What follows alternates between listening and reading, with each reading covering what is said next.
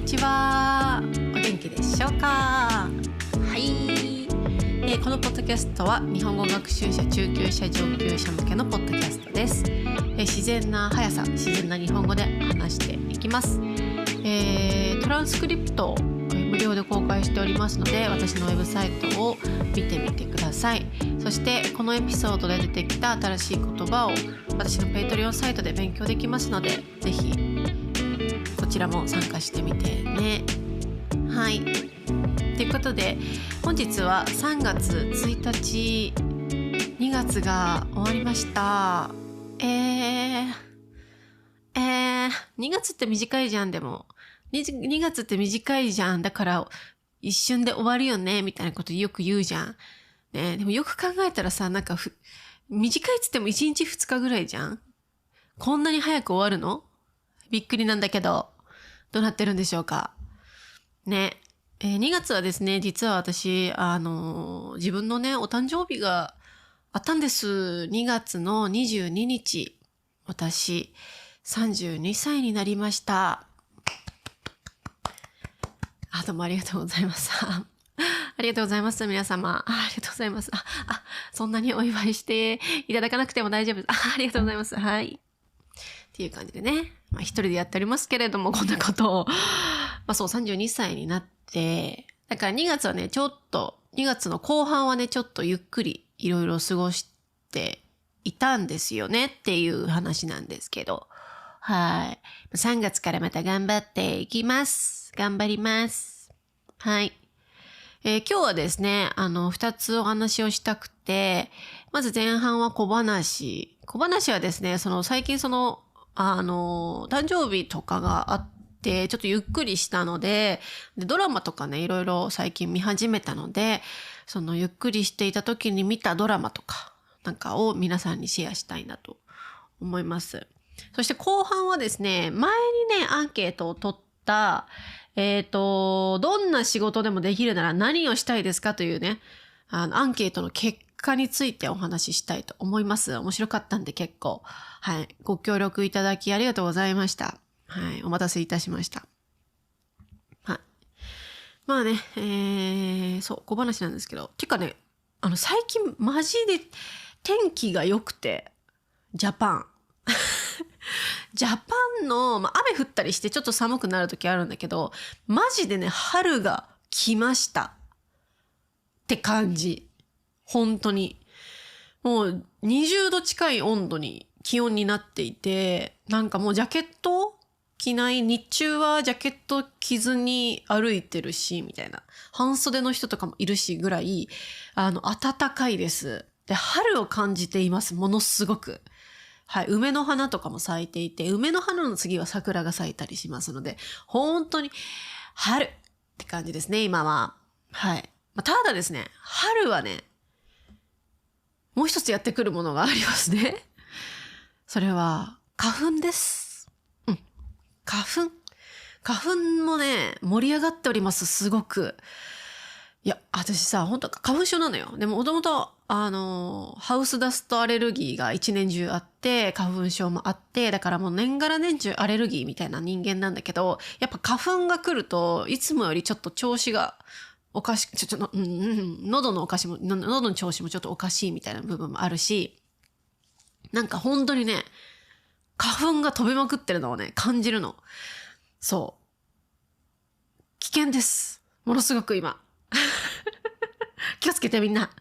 本当に。私さ、結構ね、私の肌も結構敏感肌なのね。なんかちょっとなんか異変が起きると顔が赤くなっちゃったり、なんか痒くなったりとか、なんか痛いみたいな、顔がなんか、なんていうの、針が刺されてるぐらいのなんか痛い感じがあったりとかするんだけど、ここ最近ものすごく調子が悪くて、昨日さ、朝起きたらびっくりしたのが、特に腕と、脇腹と太ももがなんか赤いブツブツがめちゃめちゃできててびっくりしちゃったの。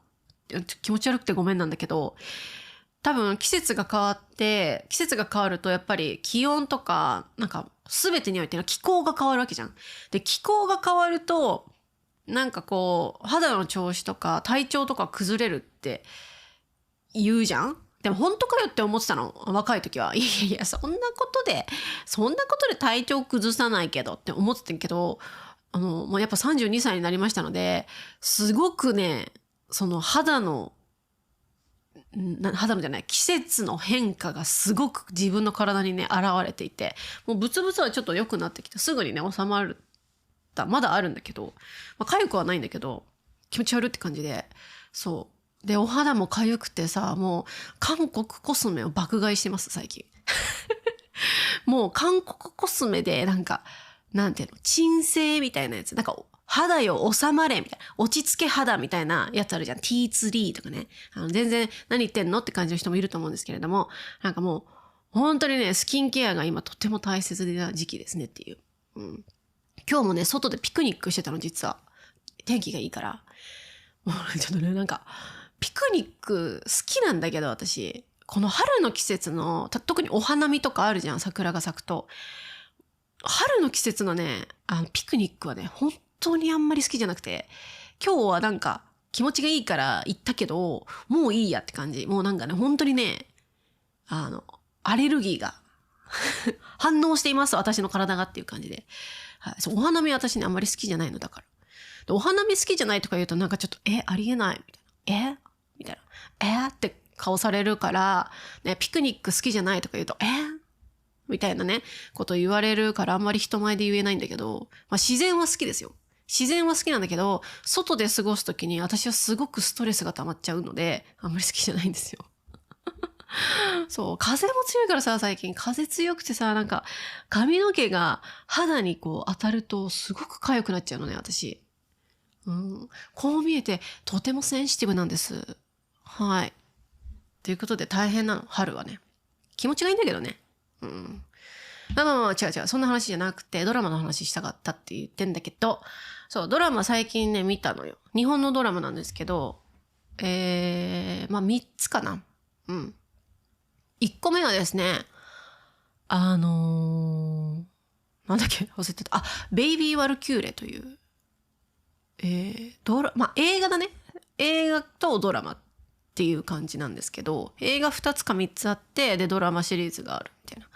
ベイビー・ワルキューレはですね、もともとなんか結構低予算映画、なんかマイナー映画として作られて、映画館とかでも本当にちっちゃい映画館一箇所だけでやるぐらいの、本当になんていうの、なんか、まあ低予算、そんなに有名じゃない映画だったんだけど、思った以上に面白いということで話題になって、そう、見たって感じです。はい。ベイビー・ワルキューレ。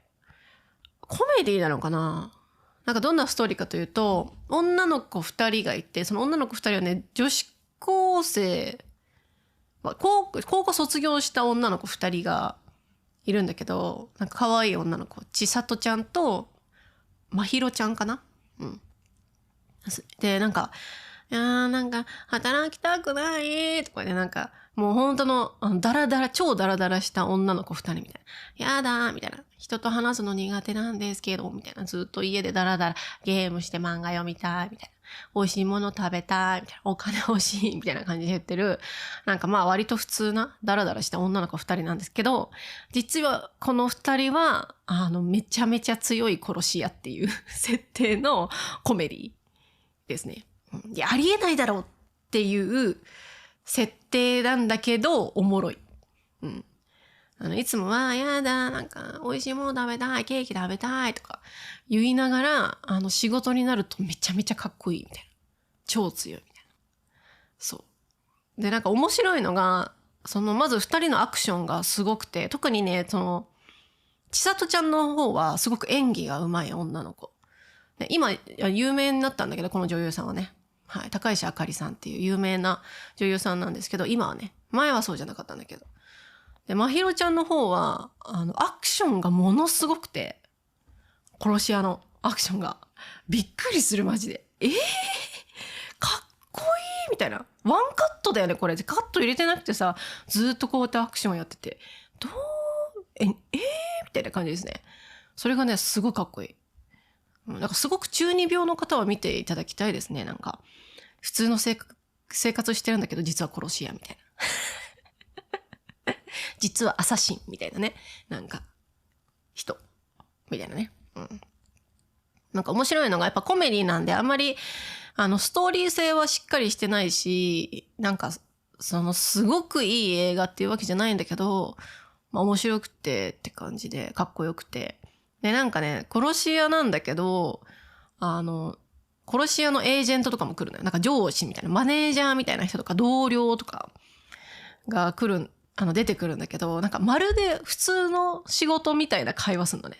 なんか殺し屋のズームミーティングとかあったりして、なんかまるで普通の仕事してますみたいな感じでみんな日常生活してる殺し屋たちが面白いから、なんかちょっと坂本デイズみたいなね、あんな感じよね。アニメあるじゃん、坂本デイズ。それがまず第一のおすすめ。はい、そういうの好きな人は見てください。ベイビー・ワルキューレ。もう一つはこれ有名ですね。ビバン。ビバンってさ、これさ、半沢直樹同じ監督なのかな？半沢直樹あるじゃん。有名な、なんていうの？日本のドラマ。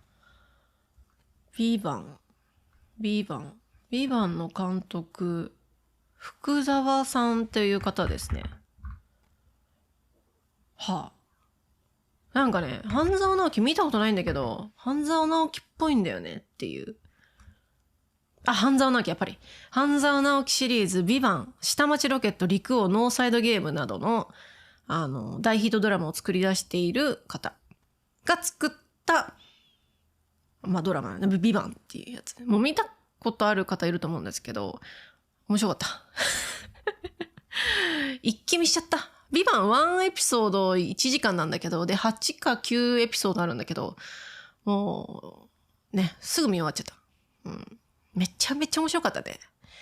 ちょっとやりすぎ、やっぱ福沢さんっていうか、その監督って、その半沢直樹とか作っている監督の作品って結構ドラマチックで、いや、みたいな。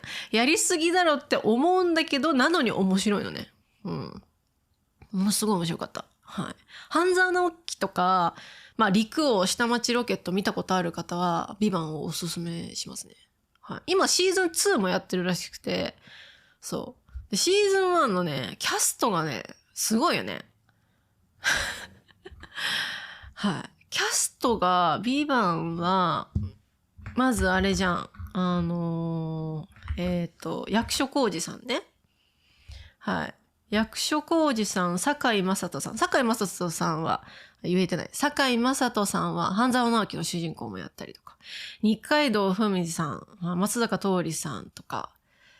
で、阿部寛さんね。私大好きな阿部寛さん。あと、二宮和也さん。二のね。とかね。なんかいろんな人が出てるんですけど、面白かったですね。はい。なんかわかるんだけど、なんか、ビバンはどんな話かというと、いや、なんかどんな話って言ってもなかなか難しいんだけど、これも結構、なんていうの？ちょっと、なんだろう、かっこいい系、ちょっと中二病系な、特別な、なんか殺し屋じゃないけど、特殊組織の話で、なんか主人公の堺雅人さんが、普通の、大手企業の会社で働いてるんだけど、とあるトラブルに、巻き込まれて、それが自分のミスだと言われて、会社をクビになるとか、なんかもう本当にやばい状況になっちゃったね。で、そのトラブルの本当の犯人を見つけなきゃいけないみたいな。俺のせいじゃないんだみたいな感じで、その本当の犯人とかを見つけようとしてた時に、実は自分のトラブルが、なんていうの？国際テロ組織に関わっているトラブルで、みたいな。で、警察とか、その海外のテロ組織とか、日本のなんかいろんな組織とかに巻き込まれていくみたいな話。だから裏組織とか。だからすごくね、スケールがでかいんだよね。規模でかい。国際テロとかさ、なんか戦争とかなんか、すげえ規模でかい話なんだけど、最初はやりすぎじゃねって思う。なんかみんなドラマチックにしすぎじゃないと思うんだけど、それが癖になるドラマでしたね、ビバン。もうなんか、次のエピソードどうなのみたいな。こいつは敵？味方？お前は誰？みたいなね。そんな連続でしたね。はい。その顔は何？その意味ありげな顔やめて、みたいな。なんか、ビバンの人ってみんななんか、みたいな、なんか、意味ありげな、なんか悪いこと考えてるみたいな。みたいな顔すんの。それは味方？それとも悪い人？みたいな。もうそれが面白くてさ、ビバン。はい。そう。だから、そのビバン今見終わって、シーズン2まだ見てないんだけど、私は阿部寛さんが結構好きなんで、久しぶりに阿部寛さんの昔のドラマのトリックを最近また見始めてますね。今シーズン1。めっちゃ古いけど20年以上前のドラマなのかな。阿部寛さんが主演だったトリックね。うん。はい。皆さんどう？ビバン見てる人いる？ネットフリックスに出てんだよ、ビバン。うん。ベイビーワルキューレもネットフリックスあるし、ビバンもネットフリックス出てるんで、ぜひ見てみてください。はい。皆さんね、今なんかドラマ見てますか？なんかおすすめあったらぜひコメントで教えてください。最近日本のドラマを見始めてる。うん。なんか、って感じです。はい。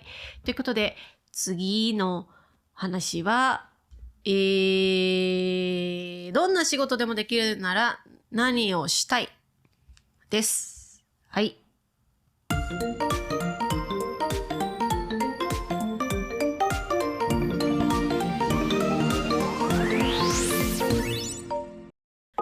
はい。ということで、前回というかだいぶ前、ちょっと結構前になっちゃったんだけど、皆さんにアンケートをお願いしていました。どんな仕事でもできるなら何をしたいですかという質問をして答えてくれた方々皆さんありがとうございました。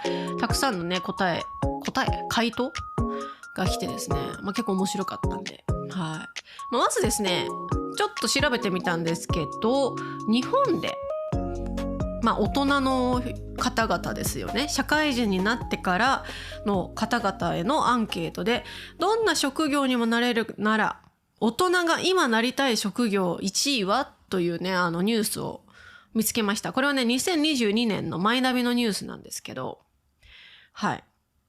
30代から60代の働く男女1500人を対象にインターネットで実施した大人がなりたい職業調査。噛んじゃった。調査。調査。うん。はい、面白いですね。皆さんは何になりたいですかね？もし何でもなれるなら、自分の今の仕事じゃないやつでもいい。資格もいらない。何でもなれると思うっていう風に条件があるなら、何になりたいですか？はい。ということで、この日本のね、そのアンケートの、結果なんですけど、面白い。全体。じゃあね、10位、下からいこう。1から10位が出てるんですけど、10位はね、政治家。へー、2.2%。2.2% ちょっと少ないけど、でもランクインしてますね。政治家。政治家になりたいと思ってる人が意外にいるんですね、って思って。やっぱ30から60代なわけですから、やっぱり政治に興味が出てきて、自分たちの生活について、現実的に考えてくる世代が30代以降だと思うんですよね。やっぱ20代はもうちょっとね、そんなに政治のことすごい考えるってよりはもうちょっと理想を追いかけるみたいな部分があると思うんですけど、理想的な社会みたいな部分。でも30代からだともうちょっと現実的にその政治について考える人が多くなってくると思うんですよね。今の自分の国のみたいなね。ってことで 2.2% 政治家。私は嫌だ。嫌だ。大変そうだもん。ね。強い意志があればね、チャレンジできますもんね。政治家って誰でもチャレンジできるよね。ね。はい。第9位。ミュージシャン、歌手、声楽家。はい。歌う系ですね。ミュージシャン、歌手、声楽家。ごめんなさい。今日全然うまく喋れてないね。すいません。はい。歌系ね。うん。これわかりますよね。はい。そして7位は、芸能人、タレント、俳優。はいはいはい。そして教師、教員、講師も7位。同率ですね。芸能人と。教師、教員、講師も、いや、なりたい人いるんだね、結構。うん。先生か。何の先生なんだろう。なんかの先生になりたいっていう大人結構いるんだなと思って結構驚きですね。まあ芸能人とかタレント俳優はまあ誰しもさ、まあキラキラした世界だからさ、まあ、なりたいなとかかっこいいなって思うのはわかるんだけど。うん。はい。第6位は弁護士。面白いね。あんまりあれだね、なんか子供の頃の、なんか子供が思い描く憧れの職業とあまり変わっていないですよね。弁護士とか、まあ、芸能人とか先生、ミュージシャンとか。うん。面白いですね。弁護士。かっこいいもんな、弁護士って。なんか。私も最近さ、ゲームで逆転裁判やってるんですけど。いきなり待てもうかっこいいもん、弁護士は。そりゃ。なんか正義の味方じゃん、なんか。ね。いいよな。はい。ということで4位。4位はですね、看護師、そして公務員官僚、同率ですね。同率4位。看護師さんね、公務員官僚、はあ、官僚、へえ。なるほどね。はい。3位、パイロット。おー。パイロット。で、2位が社長起業家ですね。ここがちょっと現実的なね、なんか、パイロットとか看護師とか公務員とか、やっぱ、子供の時でもなりたいっていう人は結構いるんですけど、社長起業家っていうとなんかちょっとお金の匂いがするみたいな。ちょっと現実的って感じですよね。まあ自分のサービスをやりたいとか、そういう夢がある人もいれば、ただ単に社長として多分お金持ちになりたいっていう人もいるんだろうなっていう感じの第2位だと思いますね。うん、はい。そして第1位。医師。お医者さんが第1位でした。結構びっくりです。はい。なんか、いいね。なんか嬉しくない？なんかさ、30、40、50、60の人がね、割と人生生きてきて何になりたいですかって言われて、1位がお医者さんよ。みんな優しい。素晴らしくない？このランキング見て私は思いました。パイロットとか看護師さん、弁護士、教師とかさ、政治家とかもさ、結構みんなこう、その正義感が強いよね。このランキング。私は結構感動しました。すごい。はい。私はなんかもう、金持ちになりたいみたいなものばっかりかなと思ってたんだけど、うん、ごめんなさい。私の心が汚かったですね。うん、失礼いたしました。はい。ということで、そんな感じですね。で、もう一つね、面白いランキングがあって、この30年間で生まれた新職業のなりたいランキングっていうのがあったんですよね。はい。まあ同じく30代から60代の方にアンケートを取って、この30年間で生まれた新しい仕事で何になりたいですか？これは結構面白かったですね。まあちょっと簡単にいきますと、1位、公認心理師。公認心理師っていうのは、心のケアとかですよね。カウンセリングとか、ああいう系ですよね。はい。が第1位でした。うん。面白い。で、第2位、システムエンジニア、ファイナンシャルプランナー。すげえカタカナ。まあ、エンジニア、システムエンジニアはね、わかりますよ。人気ですもんね。うん。ファイナンシャルプランナーって何やんの？何やんの？難しそうだよね。ファイナンシャルをプランナーしてくれるわけでしょ？株とかそっち系？なんかいろいろファイナンシャルをプランニングしてくれるわけか。難しそう。はい。第2位です、これが。で、第2位、2位、3位飛んで第4位はデイトレーダーですね。はい。ここはすごくお金の匂いがします。デイトレーダーになりたいのは多分結構お金を稼ぎたいんだろうね。で、5位、YouTuber。はあ、6位、野菜ソムリエ。7位、ウェブプログラマー。8位、動物看護師。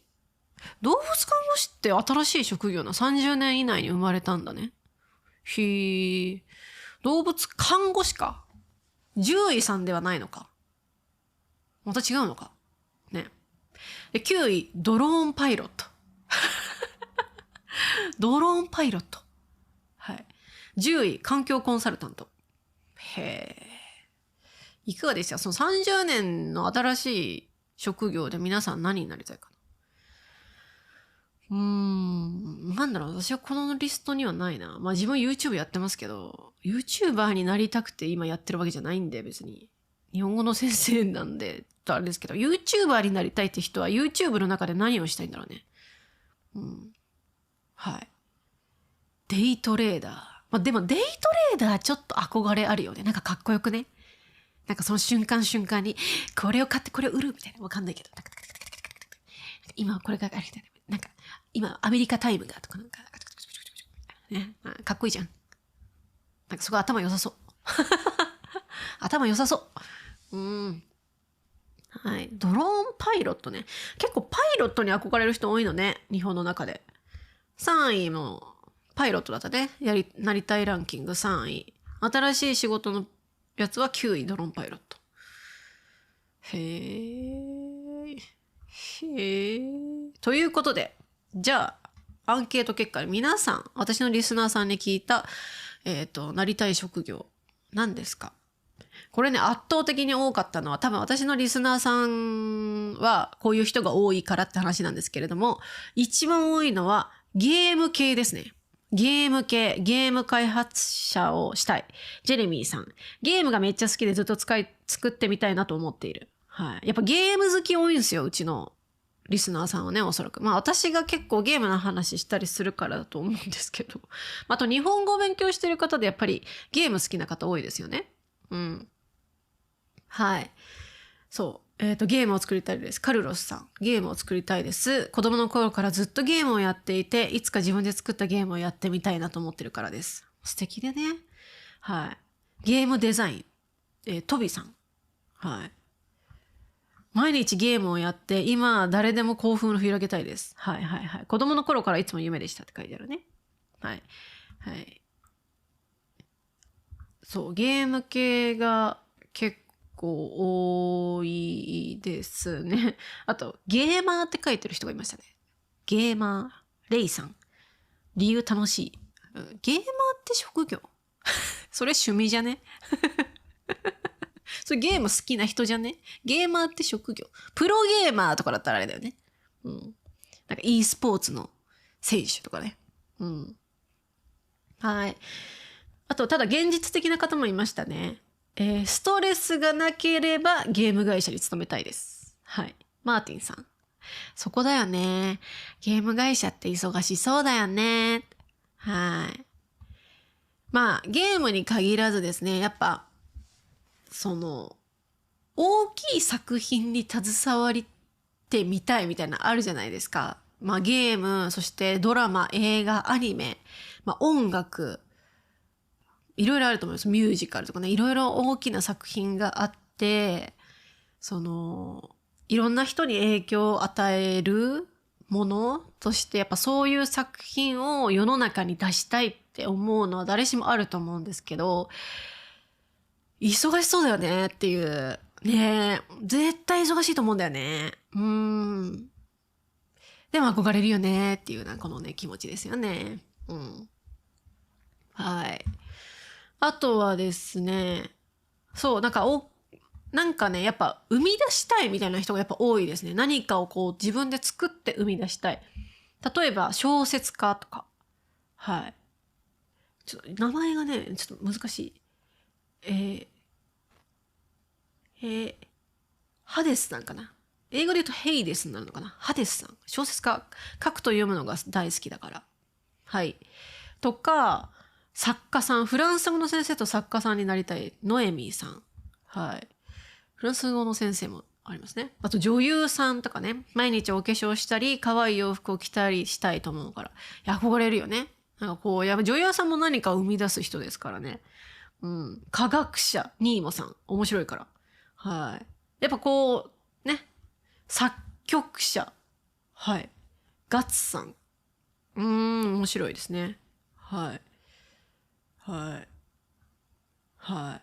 あと、英語で書いてあってアレンジャーっていう仕事があるのかな。アレンジャーって編曲者さんらしいですね。音楽を編曲する人なのかな。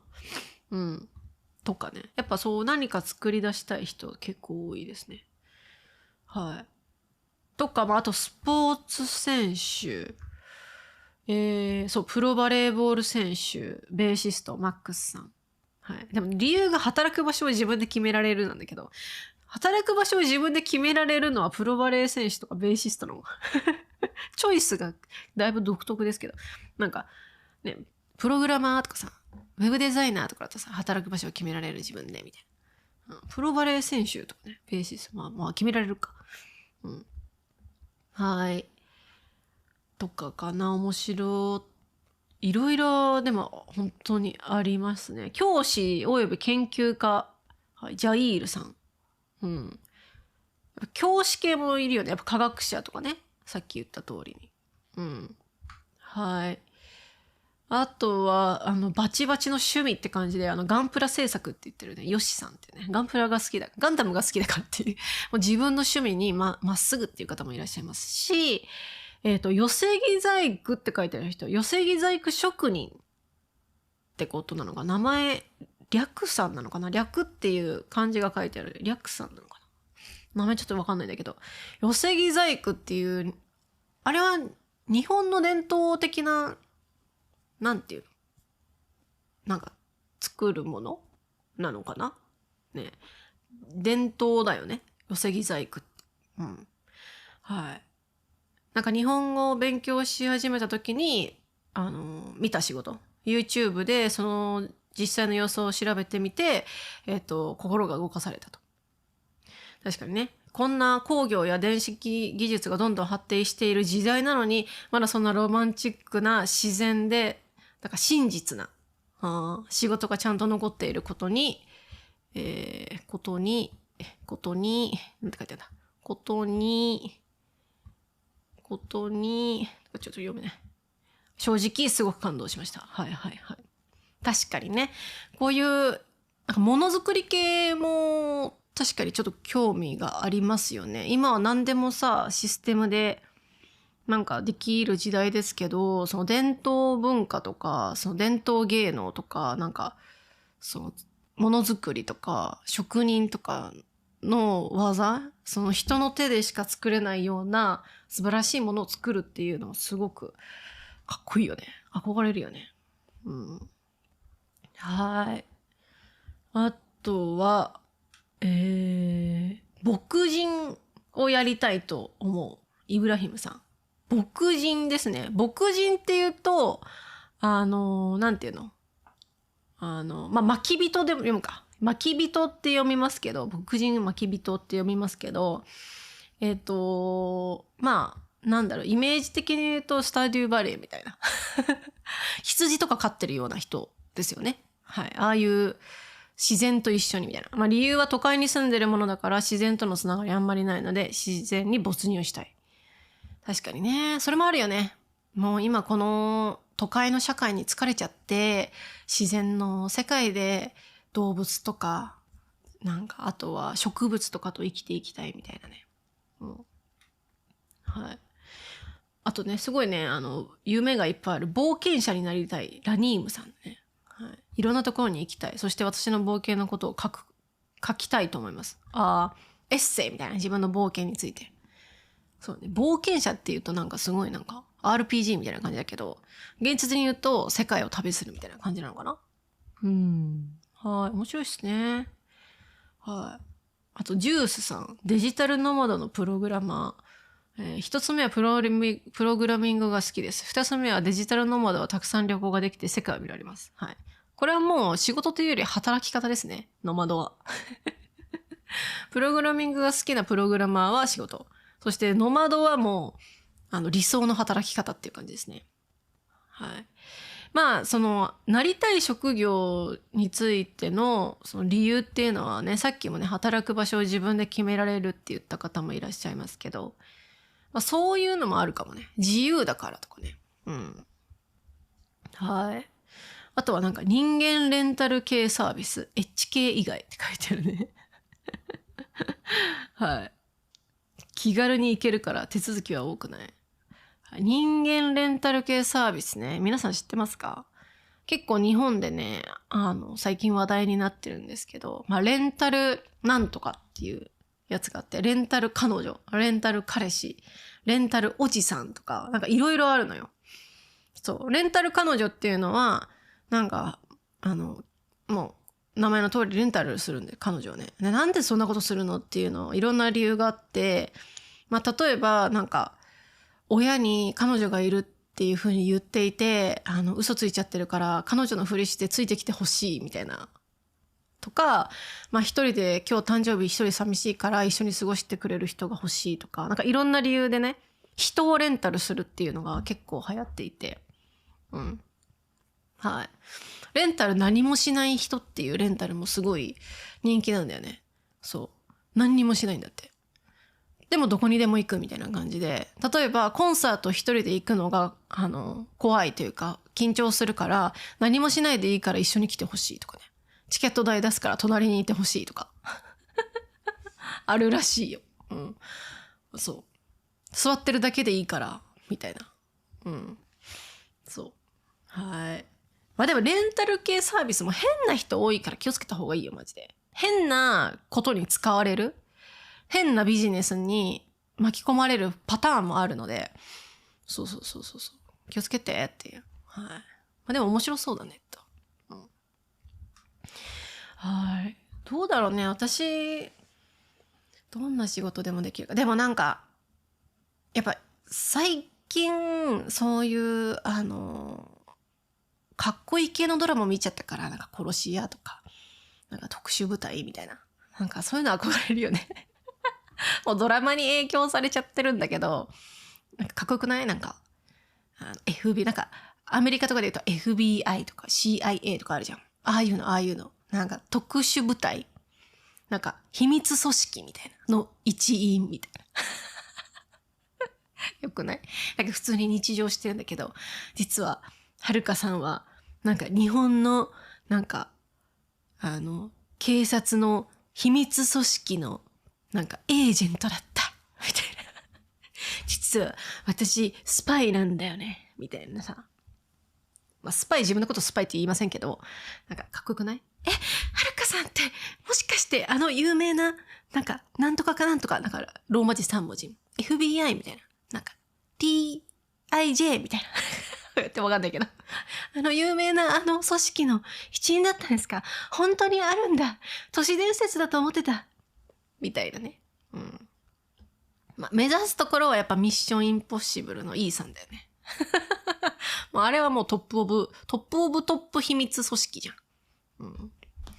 あれやってみたよね。ミッションインポッシブル。ポッシビル。ダメだ。こんな全然うまく喋れないやつはなれませんか？うん。でもどうやってなるんだろうね、ああいう組織って。なんか、ローマ字3文字系の組織、FBI、CIA、なんとかかんとか、かんとかかんとか、みたいな。どうやってなんのあれ。どうやってなるの？警察じゃないじゃん、別に、みたいな。うん。うん。大学？どうやってなる？殺し屋とかさ。殺し屋もそうだよね。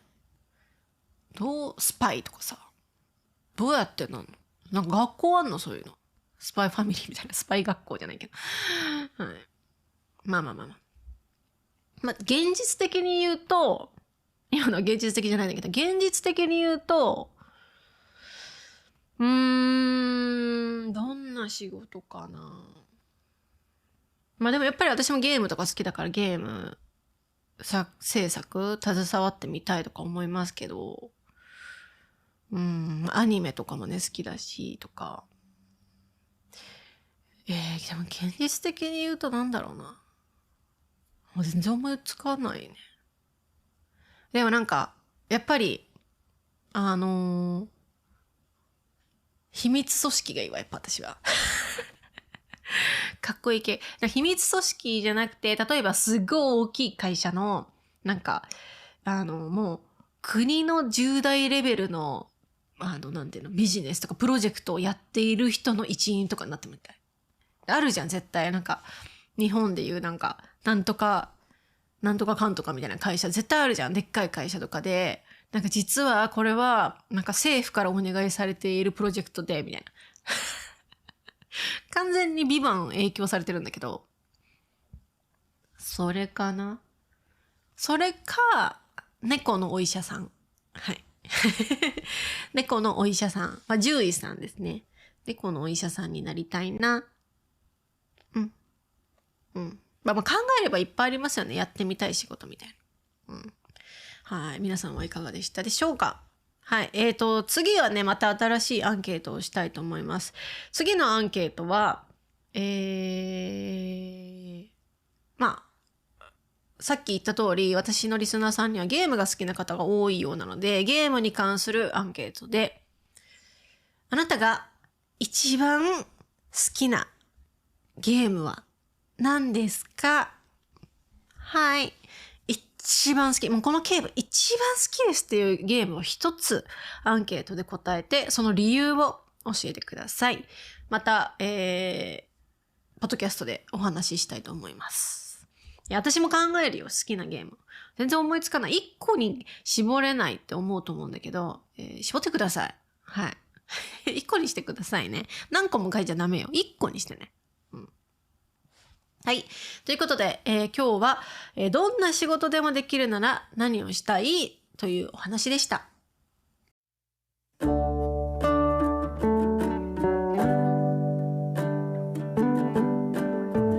い。今日話した話またトランスクリプト作りますので、私のウェブサイトをチェックしてみてください。インスタグラム、YouTube、こちらのフォローもお願いいたします。YouTube ではですね、メンバーシップ始めまして、私がゲームしてる動画を見れるので、なんか仕事中とか勉強中の BGM とかに使っていただけたら嬉しいなと思います。はい、今ね、逆転裁判をやってますね。逆転裁判終わったら、なんかまた別のゲームするけど、まだちょっと考え中です。はい、ということで、そしてサニーサイドジャパニーズポッドキャストもあります。サニーサイドジャパニーズポッドキャストは他の先生とやってる会話式のポッドキャストになります。これも中級者上級者向けなのでぜひ聞いてみてください。はい、あとゆうゆうさんとやっている春とゆうゆうのゲームで日本語のポッドキャストと YouTube チャンネル、こちらもフォローお願いいたします。最近ね、ゆうゆうさんとマインクラフトをやりまして、ゆうゆうさんがねめちゃめちゃマインクラフトにハマったらしくてはい、面白いですね、マインクラフトね。はい、フォローお願いいたします。そしてペイトリオン、こちらのメンバーも募集しております。ペイトリオンでは、今日のエピソードで出てきた新しい言葉を勉強できたり、あとはおやすみポッドキャストという別のポッドキャストをフルで聞けたりしますので、ぜひこちらも、参加お待ちしております。はい、ということで春になりましてね、季節が変わると風邪もひくっていう人も多いと思うので、皆さん気をつけてくださいね。あとやっぱ春だから桜が咲くのやっぱ楽しみだね。もうちょっとだね。日本に住んでる方、日本に旅行に来る方たくさんいると思うんですけど、楽しみだね。はい、ということでまた次回、さよなら。